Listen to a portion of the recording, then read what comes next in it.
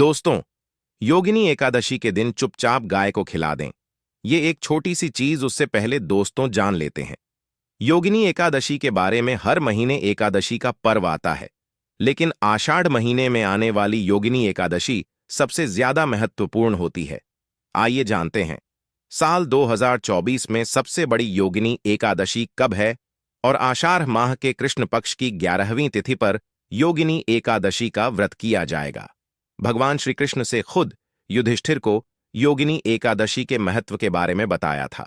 ऐसी मान्यता है कि जो इस व्रत को करता है उसे पृथ्वी पर सभी तरह के सुख प्राप्त होते हैं, व्यक्ति जन्म मरण के बंधन से मुक्ति पाता है।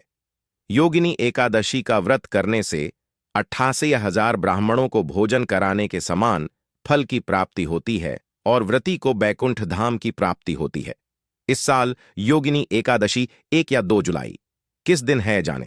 सही तारीख, पूजा का मुहूर्त पंचांग के अनुसार आषाढ़ माह के कृष्ण पक्ष की एकादशी तिथि की शुरुआत 1 जुलाई 2024 को सुबह 10:26 पर होगी और समाप्ति 2 जुलाई 2024 को सुबह 8:46 पर होगी। शास्त्रों के अनुसार एकादशी व्रत उदया तिथि से मान्य होता है।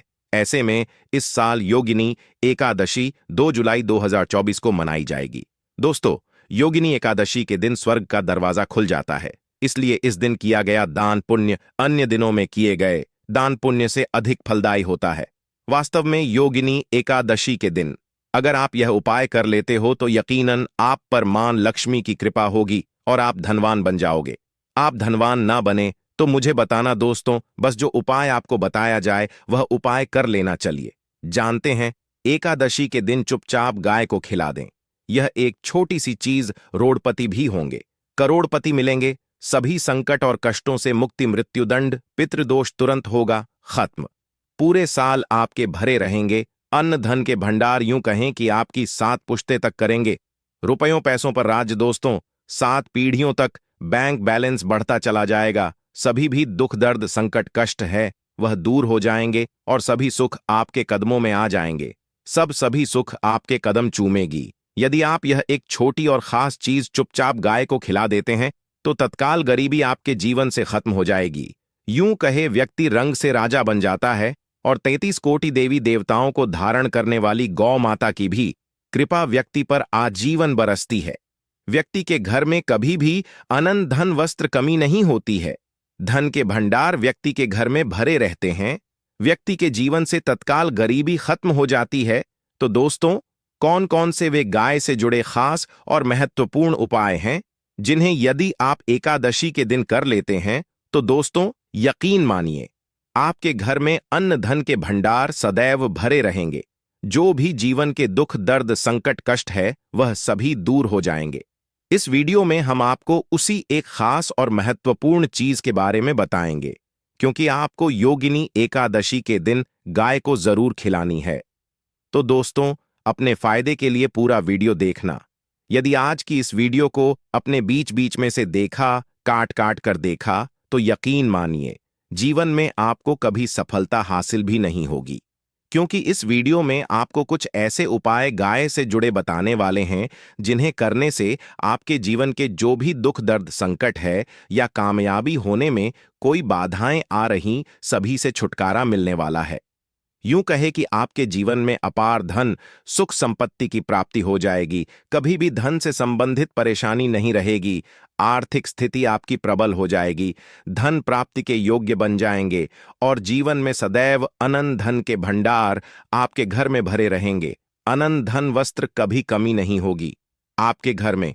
तो दोस्तों, आज का वीडियो पूरा देखकर जाना। यदि आप चाहते हैं आप और आपके परिवार पर सदैव गौ माता की कृपा से, आपके पितरों की कृपा से, देवी देवताओं की कृपा से, तो दोस्तों वीडियो को पूरा देखकर जाना। बहुत ही फायदेमंद वीडियो है। पूरे 52 सालों के बाद ऐसे दुर्लभ संयोग है, तो पूरा वीडियो देखकर जाना। यदि आप लाभ हासिल करना चाहते हैं और 7 पीढ़ियों तक कभी कोई किसी तरह की कमी ना हो, यह फल चाहते हैं, तो वीडियो को पूरा देखकर जाना। बहुत ही लाभप्रद वीडियो है आपके लिए। दोस्तों, वीडियो को आगे शुरू करें उससे पहले आपसे रिक्वेस्ट करते हैं कि इस वीडियो को लाइक कर चैनल को सब्सक्राइब कर देना और कमेंट बॉक्स में सच्चे दिल से जय गौ माता जरूर लिख देना। जिससे माता की कृपा आपके और आपके परिवार के ऊपर सदैव बरसती रहे। और ज्यादा से ज्यादा वीडियो को शेयर जरूर करना, ताकि और लोग भी इस वीडियो के माध्यम से लाभ हासिल कर सके। इन उपायों को करने से अपने जीवन में सदैव धन सुख संपत्ति की प्राप्ति कर सके। तो शेयर करना ना भूले इस वीडियो को, जिससे और लोगों का भी भला हो। आपको बता दें, इस दिन तीर्थ स्नान करना बहुत ही फलदायी समझा गया है। यदि कहीं तीर्थ स्थान पर पवित्र नदी में स्नान करना संभव ना हो, तो आप क्या करें? घर पर ही नहाने वाले पानी में गंगा जल की कुछ बूंदें डालकर स्नान कर लें। और साथ ही साथ यदि आप स्नान आदि से निवृत्त हो जाएं, सर्वप्रथम तो अपने घर के पूजा स्थान को साफ कर वहां पूजा पाठ करें और दान जरूर करें। और इस योगिनी एकादशी के दिन दान करने से सभी मनोकामनाएं पूर्ण हो जाती हैं। एकादशी के दिन विशेषकर पूर्वजों की पूजन के लिए बहुत ही शुभ फलदायी समझा गया है। आपको बता दें, इस बार जो इस दिन पूजा के साथ साथ सूर्यदेव की पूजा जरूर करनी चाहिए। आपको बता दें कि इस दिन यदि सूर्य नारायण की पूजा करते हैं तो आपके ग्रह जनित दोष भी दूर हो जाता है। व्यक्ति के जीवन में धन सुख संपत्ति की प्राप्ति हो जाती है, समस्त मनोकामना व्यक्ति की पूर्ण हो जाती है। और दोस्तों, साथ ही साथ अब बात करें आपको उस दिन, मतलब यह जो एकादशी के दिन है, इस दिन आपको एक उपाय तो जरूर करना है। गाय का उपाय बताने से पहले एक उपाय आपको बता दें। इस उपाय को जरूर दूर करें। क्या करें कि शाम के समय पीपल के पेड़ के नीचे आपको सरसों का चौमुखी दीपक, आटे का दीपक बनाना है। चौमुखी, उसमें आपको कलावे की बाती लगाकर सरसों के तेल का दीपक जला देना है और बीच में 2 साबुत फूल वाले लौंग भी डाल दें। फिर देखिए कैसे चमत्कार आपके जीवन में होता है। शाम के समय जलाकर उसे छोड़े, मनोकामना मांग कर। दोस्तों, 11 दिनों के अंदर आपकी वह मनोकामना पूर्ण ना हो जाए तो हमें बता देना। बहुत ही प्रभावशाली उपाय बताया मैंने आपको, बहुत ही दुर्लभ से दुर्लभ है। इस बार नए वर्ष के उपाय को जरूर करें। यह उपाय जो है बहुत ही आपको लाभ देगा। और अब बात करें गाय से जुड़े कौन कौन से उपाय आपको इस दिन, मतलब गाय से जुड़े उपाय जिन्हें करने से व्यक्ति को 7 पीढ़ियों तक बैंक बैलेंस की कमी नहीं होती, दुख दर्द संकट कष्ट दूर हो जाते हैं और सभी सुख व्यक्ति के कदमों में आ जाते हैं। कदम चूमती है, सभी सुख और घर में धन के भंडार सदैव भरे रहते हैं, कोई कमी नहीं होती। किसी तरह कौन कौन से उपाय ध्यान से सुनना, जिस तरह बताएं उसी तरह इन उपायों को आपको करना है। तो चलिए शुरू करते हैं। कौन कौन से गाय से जुड़े उपाय हैं? प्रभावशाली चमत्कारिक उपाय है जो कि आपकी किस्मत को चमका देंगे। एकादशी से आपको लाभ शुरू करते हैं। दोस्तों, सनातन परंपरा में गाय गंगा और गायत्री का बहुत ज्यादा धार्मिक महत्व है। मान्यता है कि गौ माता के शरीर पर 3 कोटि देवी देवताओं का वास होता है। गौ माता की पूजा करने वाले जातक पर इन सभी देवी देवताओं की कृपा बरसती है। गौ सेवा से न सिर्फ इस जन्म के बल्कि पूर्व के भी दोष दूर हो जाते हैं। गाय से हासिल पंचगव्य का उपयोग जरूर शामिल करें, क्योंकि पंचम गव्य के बिना कोई भी पूजा पाठ और हवन सफल नहीं होता। या दोस्तों, गौ कृपा पाने के लिए प्रतिदिन सप्ताह अथवा महीने में परिवार समेत एक बार गौशाला जाने का नियम जरूर बनाएं और वहां गायों को हरा चारा जरूर खिलाएं। इससे आपको शुभ फलों की प्राप्ति होगी और साथ ही साथ गौ सेवा और गौ पूजा से 9 ग्रह शांत हो जाते हैं और इनसे जुड़े दोषों का निदान हो जाता है। गर्मियों में गौ माता को पानी पिलाएं और सर्दी में गौ माता को गुड़ जरूर खिलाएं। ध्यान रखें कि गर्मियों में गाय को अनेक देवी देवता को अपने ने शरीर पर धारण करने वाली गौ माता से जुड़े कई शुभ और अशुभ संकेत भी होते हैं। मसलन, गाय का दूध दुहते समय यदि गाय ठोकर मार दे और सारा दूध बिखर जाए तो अब शगुन होता है। यदि कोई यात्रा पर निकल रहा हो और गाय अपने बछड़े को दूध पिलाती सामने आ जाए तो निश्चित रूप से जिस यात्रा के लिए आप निकले हैं वह यात्रा आप जरूर ही सफल होगी और वह जिसके लिए आप निकले हैं वह जरूर ही पूर्ण होगा। यात्रा पर जाते समय बाईं ओर गाय की आवाज आना और रात्रि में गाय की हुकार करना भी शुभ होता है। दोस्तों, साथ ही करना भी शुभ होता है। दोस्तों, साथ ही साथ गाय के साथ आप भूलकर भी दुराचार ना करें, अन्यथा मिलता है घोर पाप और जीवन भर की परेशानियां बनी रहती हैं। जी हां दोस्तों, गाय को राष्ट्रीय पशु बनाए जाने और इन्हें मौलिक अधिकार दिए जाने की बात हो रही है। तो सवाल उठता है। गाय संस्कृति का अहम हिस्सा है, तब भी गाय के साथ लोग खराब व्यवहार कैसे कर लेते हैं। गाय दर दर भटकती रहती है, भरपेट इन्हें चारा तक लोग नहीं देते। गाय जब तक दूध देती रहती है तो उनकी सेवा होती है, और जैसे ही दूध देना बंद कर देती है तो लोग इन्हें उनकी किस्मत पर छोड़ देते हैं, सड़कों पर और गलियों में भटकने के लिए।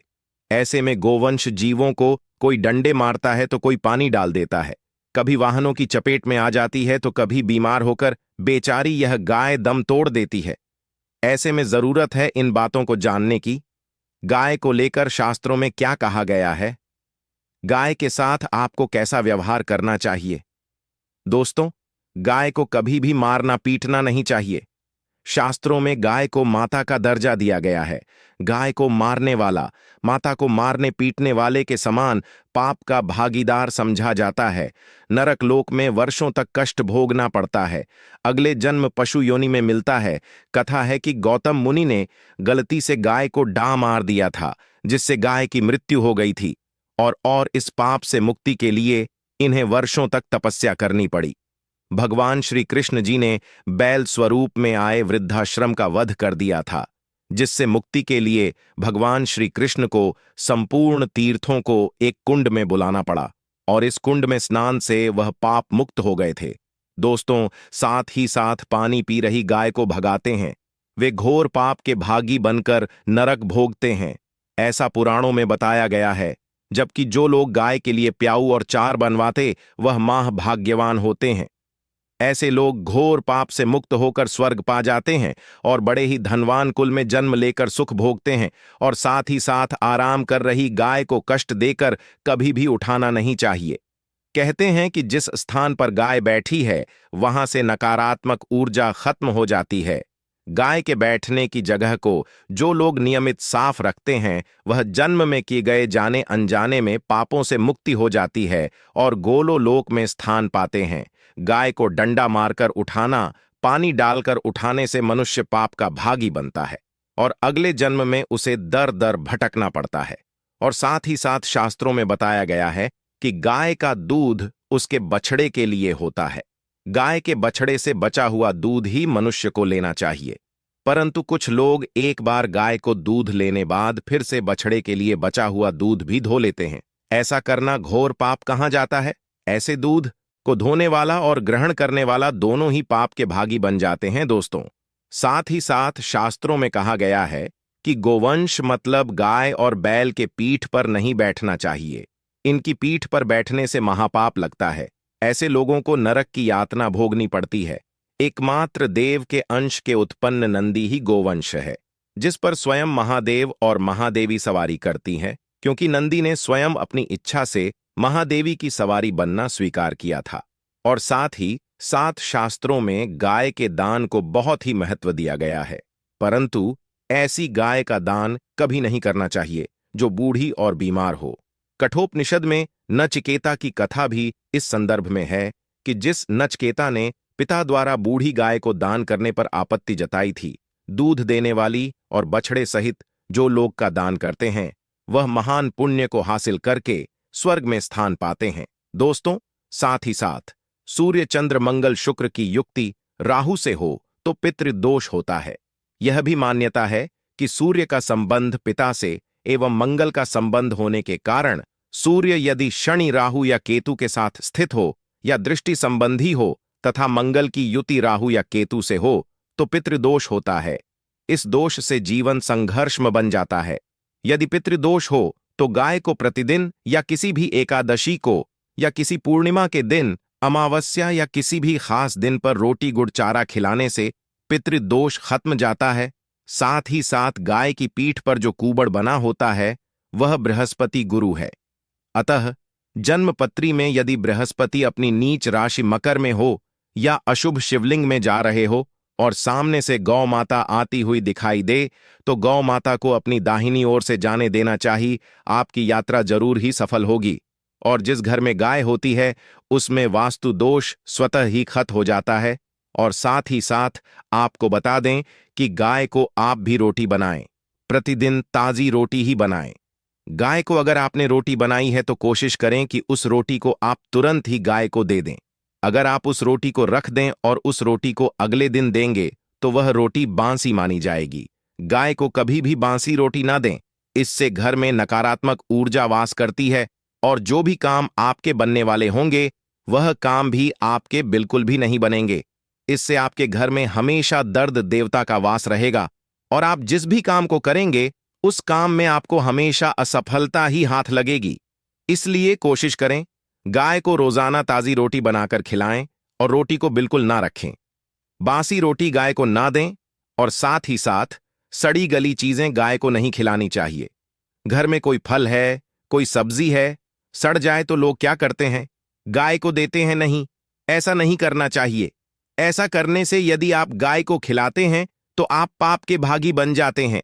आप बिल्कुल सड़ी गली चीजें गाय को ना खिलाएं और साथ ही साथ एकादशी पर आटे की 11 लोहियां बनाकर उनके ऊपर हल्दी लगाएं। इसके बाद गाय को खिलाएं। हर एक लोही को खिलाते समय गाय के सिंघवाल।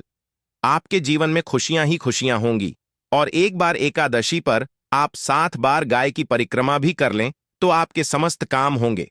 और एकादशी पर साथ ही साथ आप गाय को जब भी रोटी दे, रोटी पर या तो आप थोड़ी हल्दी लगा लें या थोड़ा गुड़ रख लें। अगर गुड़ ना हो तो आप थोड़ा घी रख सकते हैं। दोस्तों, गाय को कभी भी सूखी रोटी ना खिलाएं। सूखी का मतलब गाय को रोटी खिलाए, उस पर कुछ ना कुछ रखकर खिलाएं। हल्दी रख ले, गुड़ रख ले, मिश्री घी या जो भी रख ले, मतलब खाली नहीं खिलानी है। इतना करने मात्र से आपके जीवन के सभी दुख दर्द समाप्त हो जाए। दोस्तों, यह थे गाय से जुड़े कुछ महत्वपूर्ण उपाय, कुछ बातें जिन्हें आपको ध्यान में जरूर रखना है। दोस्तों, चैनल को सब्सक्राइब करना बिल्कुल भी नहीं भूलना। कृपया आप चैनल को सब्सक्राइब जरूर करें। आप सभी का धन्यवाद।